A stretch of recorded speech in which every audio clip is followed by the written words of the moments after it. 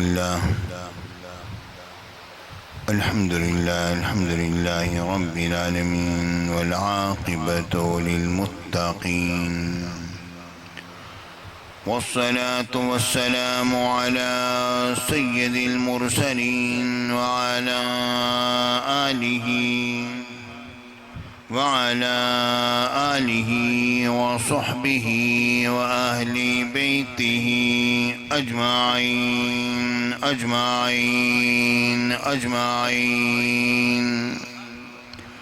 أما بعد فأعوذ بالله من الشيطان الرجيم بسم الله الرحمن الرحيم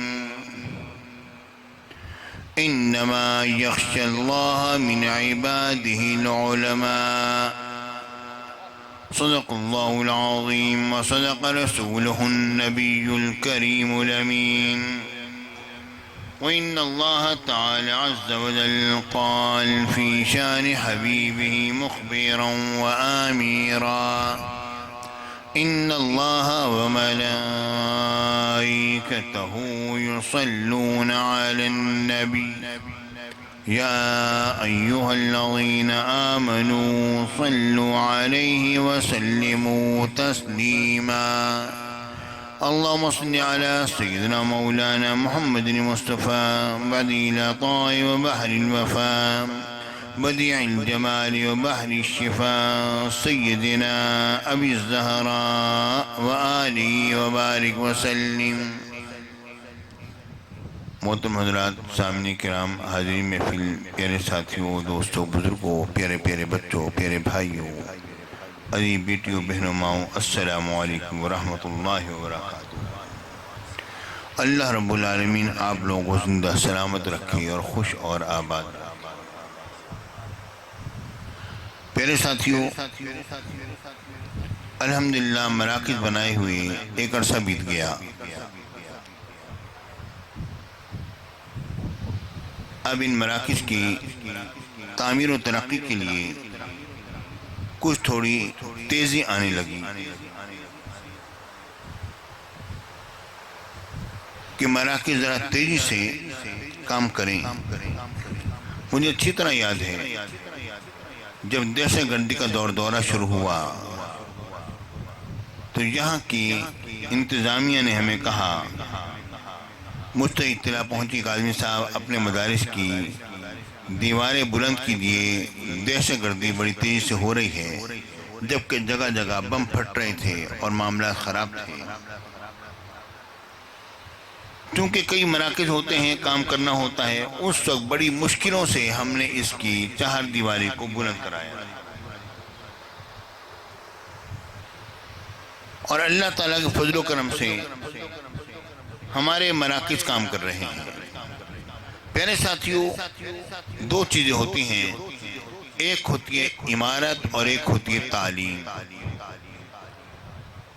ہمارا اصل میں اصول کچھ عجیب اور انوکھا رہا کہ ہم لوگوں نے جب بنیاد رکھی تو چھپر ڈال کر ہم لوگوں نے تدریس کا کام ساتھ شروع کر دیا.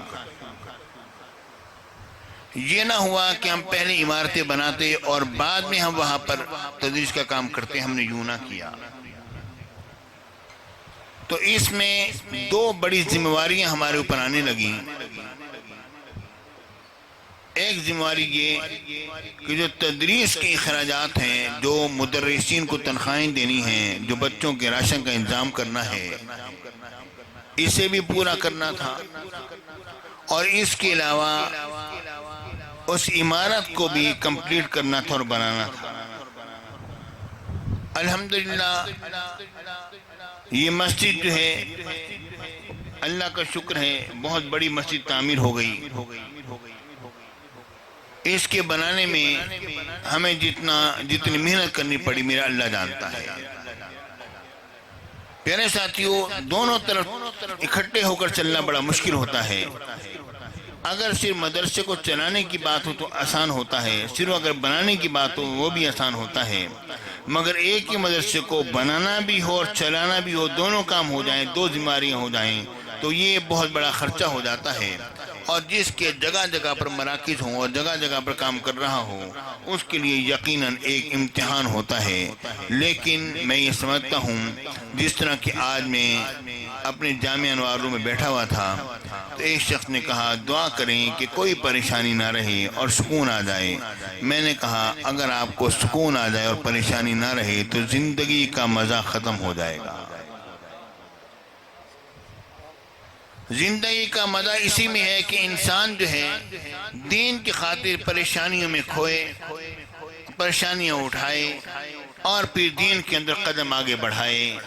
اس میں جو انسان کو جو روحانی لذت ملتی ہے وہ اسباب کی فراوانی کے ساتھ وہ لذت انسان حاصل نہیں کرتا. اس کا کام تو ہو جاتا ہے اگر اسباب بے شمار ہوں، مگر وہ جو مزہ اور جو کیف ہوتا ہے وہ نہیں آتا انسان. الحمدللہ اس وقت جامعہ اسلامیہ عربیہ انوار روم کے اندر ایک دورہ حدیث شریف میں اللہ کا شکر ہے الحمدللہ 200 طلباء ہیں. اندازہ کیجیے لوگوں کے پورے مدرسے میں 200 طلباء ہوتے ہیں.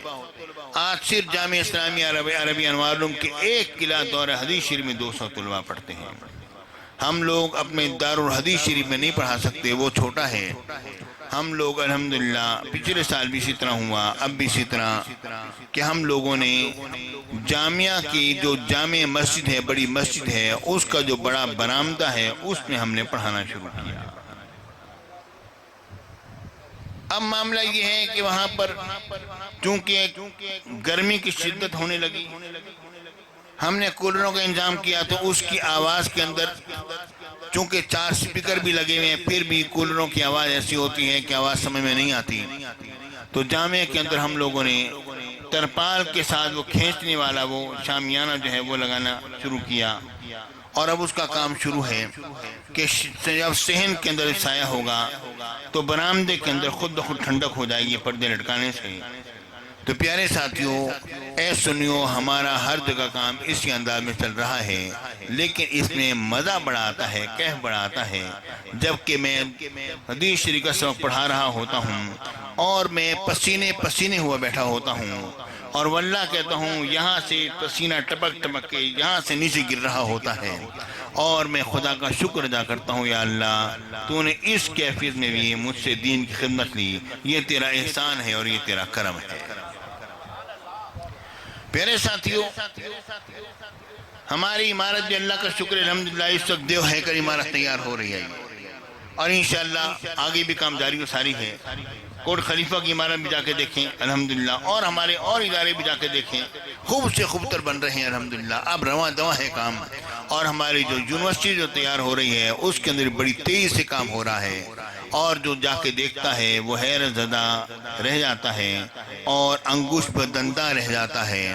اپنا شخص جو ہے اس کا دل پھولے نہیں سماتا اور دوسرے کا دل بیٹھنے لگ جاتا ہے کہ یہ ہو کیا رہا ہے کہ 120 کنال کے اندر یہ عظیم الشان یونیورسٹی جو تیار ہو رہی ہے تو یہ لوگ دیکھ کر حیرت زدہ رہ جاتے ہیں، جس کی صرف مسجد جو ہے وہ 8 کنال میں ڈبل سٹوری ہے اور اس کے مینار اور اس کے گنبد جو ہیں وہ دیکھنے کے قابل ہیں. اللہ رب العالمین ہمارے مراکز کو قوت اور طاقت عطا فرمائے. پیارے ساتھیوں، اصل چیز ہے دین کی خدمت. دین کی خدمت کرو گے تو بات ہے.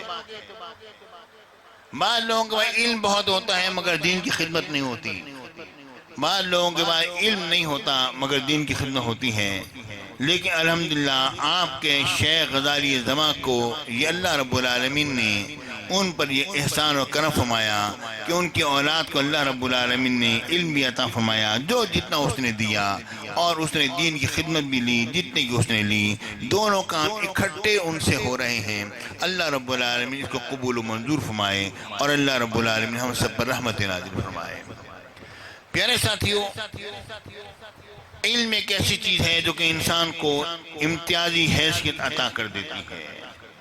میرے آقا سرکار مدینہ سرور سینہ صلی اللہ علیہ وآلہ وسلم نے فرمایا لا خیر الا فی العلم، تو خیر تو صرف علم ہی میں ہے.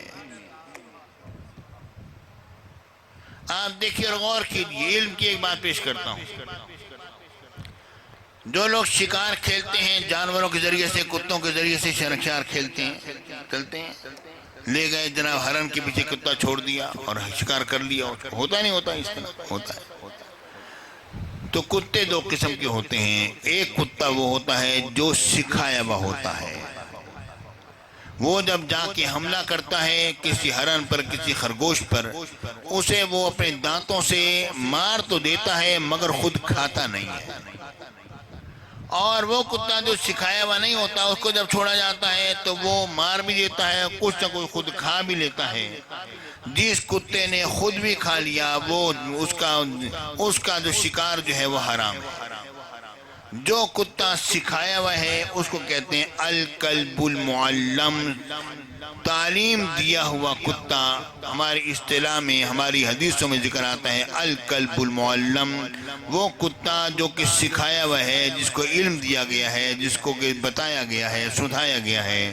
تو پیارے ساتھیوں، ایک کتا جس کو علم دیا جائے تو اس کا شکار وہ حلال ہوتا ہے، دوسرے کتے کا حرام ہوتا ہے نہیں ہے۔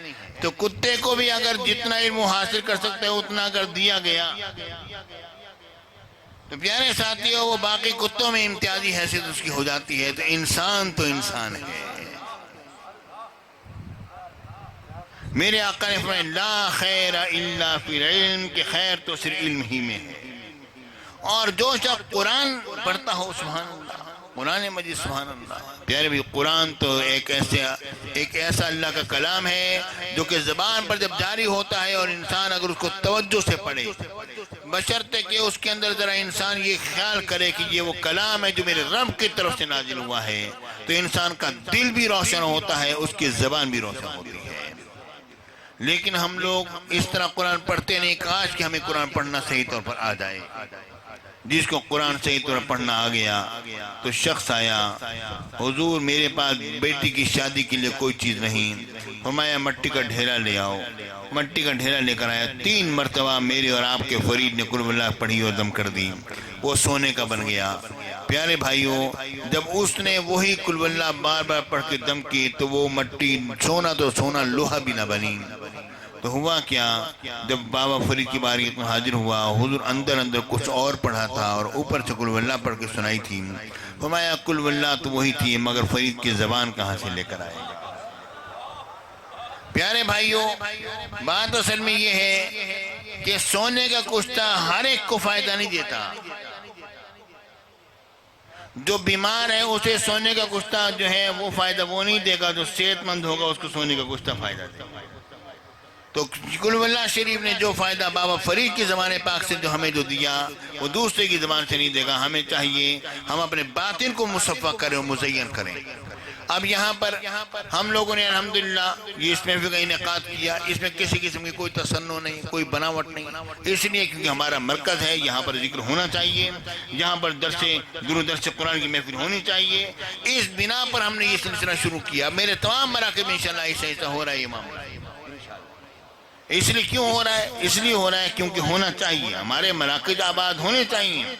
الحمدللہ یہاں پر سے بھی ہزاروں کی تعداد میں ہر مہینے جو ہے درود پاک آتا ہے، لاکھوں کی تعداد میں درود پاک آتا ہے۔ یہاں پر بچے بیٹھ کے دوسری پڑھتے ہیں یا نہیں پڑھتے؟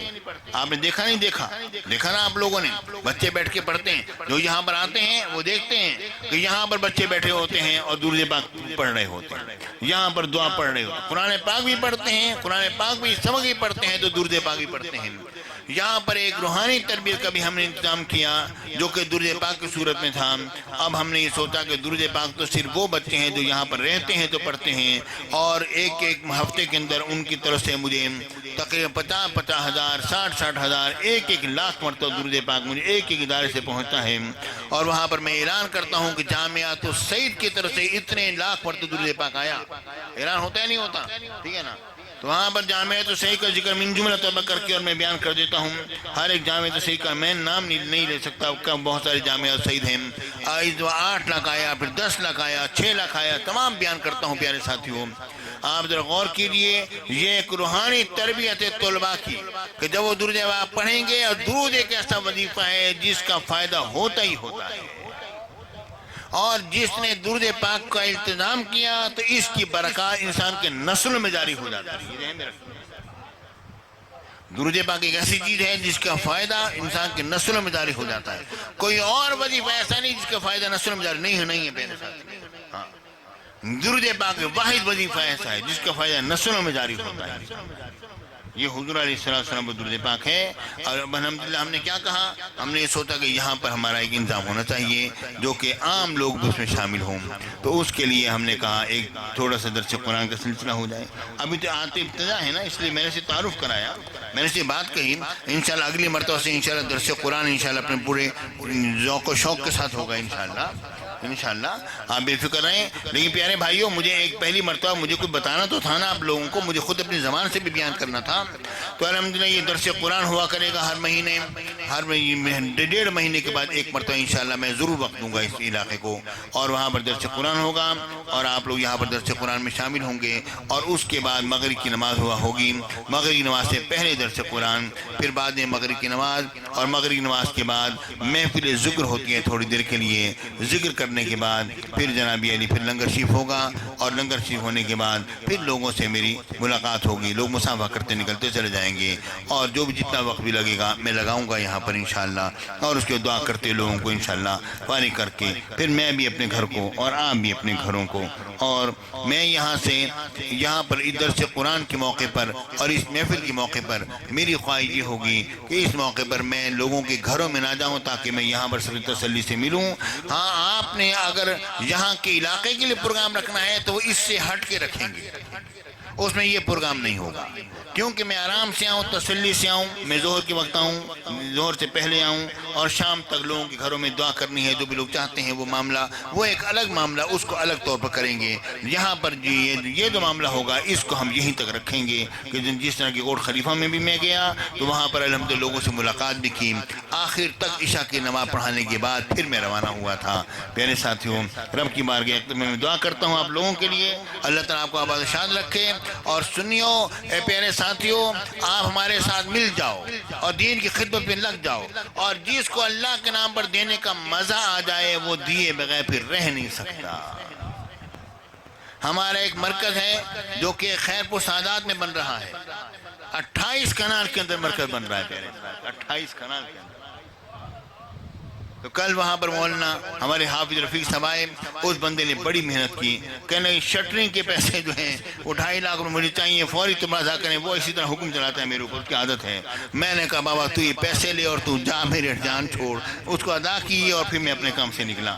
پیارے ساتھیوں، تو معاملہ میرے کہنے کا یہ ہے کہ الحمدللہ اللہ کے تعالیٰ کے فضل و کرم سے جی اگر آپ کو دینے کا مزہ آ گیا نا اللہ کے نام پر، آپ رک نہیں سکو گے۔ اور جو بندہ یہ سوچتا رہتا ہے کہ میں دوں گا کہیں میرا یہ ضرورت نہ رک جائے، یوں نہ ہو جائے، یوں نہ ہو جائے، جس سے غریب ہونے کا ڈر ہو وہ کبھی امیر نہیں ہوتا، اور جس کو اللہ کے نام پر دینے کا مزہ آ جائے وہ کبھی غریب نہیں ہوتا۔ حقیقت کہتا ہوں، وہ کبھی غریب نہیں ہوتا۔ پیارے ساتھیوں، رب کی بارگاہ میں دعا کرتا ہوں آپ لوگوں کے لیے۔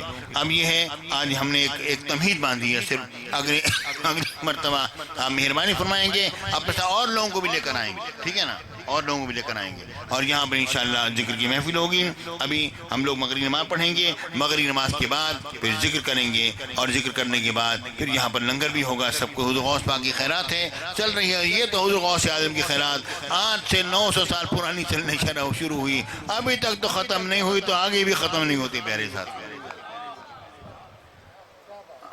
یہ اللہ رب العالمین اپنے پیاروں کے نام پر عطا فرماتا ہے۔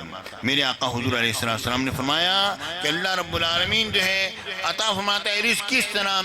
اللہ رب العالمین بعض اوقات یہ ہوتا ہے ایک بندے کی بنا پر رزق عطا فرماتا ہے، ایک بندہ ایسا ہوتا ہے جس کی بنا پر رزق ہوتا ہے۔ جب لوگوں نے کہا یہ اصحاب صبح کے لوگ ہیں، یہ غریب لوگ ہیں، بس جناب یہ تو ذکر اذکار کرتے رہتے ہیں، پڑے ہوئے ہیں، کوئی کام کی نکات کے، دشمن اناج کے، بس جب چاہو بس ان کو کچھ مل جائے تو کھا لیتے ہیں، ورنہ پڑے ہوئے ہیں، اناج کے دشمن ہیں اور کسی کام کے نہیں ہیں۔ جب لوگوں نے ایسی باتیں وغیرہ بنائیں تو میرے آقا حضور علیہ السلام تک یہ بات پہنچی کہ یہ ان غریب میرے صحابہ کے متعلق لوگوں نے بات کہی ہے، تو میرے آقا نے پتہ کیا بات فرمائی، بس یہ آخری جملے سن لیجیے، اذان کا وقت ہو گیا۔ میرے آقا نے فرمایا کہ یہ وہ لوگ ہیں جن کی بنا پر جن کی بنا پر آسمان سے می برستا ہے، زمین سے غلہ اور اناج اگتا ہے، جنگ میں تمہیں فتح نصر کامیابی و کامرانی عطا کی جاتی ہے۔ تم یہ مطلب یہ ہے کہ تم یہ مت دیکھو کہ یہ بیٹھے ہوئے ہیں، ان کا صرف وجود اتنا بابرکت ہوتا ہے کہ بے شمار رحمتیں بکھر رہی ہو۔ اب جس طرح کہ ہمارے خاندان میں الحمدللہ بڑے حسن قبلہ کا وجود ایسا ہے، صحیح بات کہتا ہوں پیارے ساتھی، بس تو اللہ کرے بس وہ بیٹھے رہیں، اللہ کرے بس بیٹھے رہیں، ہم ان کی زیارت کرتے ہیں، صحیح بات کہتا ہوں، اللہ ان کی عمر دراز فرمائے۔ وہ یقیناً ایسے ہی ہیں، میرا دل گواہی دیتا ہے کہ یقیناً وہ ایسے ہی ہیں کہ اللہ رب العالمین ان پر جو غداری جمع کا فیضان جو فرمایا ہے، تو اس ایک مرد کلندر کی وجہ سے پتہ نہیں کتنی رحمتیں نازل ہوتی ہیں اور کتنے لوگوں کے بیڑے پار ہوتے ہیں۔ اللہ رب العالمین ہم سب پر رحمت فرمائے۔ اب اذان ہوتی ہے اور اذان کے بعد نماز ہوگی، نماز کے آپ تشریف رکھیں گے اور پھر بھی جگہ پر، اور پھر ذکر ہوگا، اور ذکر کے بعد پھر ختم شریف ہو جائے گا، اور ختم شریف کے بعد جو ہے لنگر تقسیم ہوگا، اور پھر بعد میں جو لوگ بیعت ہونے والے آئے ہوئے ہیں میرے علم میں ہے تو اس کو کر کے اور پھر لوگوں سے ملاقات ہو جائے گی۔ وآخر دعوانا ان الحمد للہ۔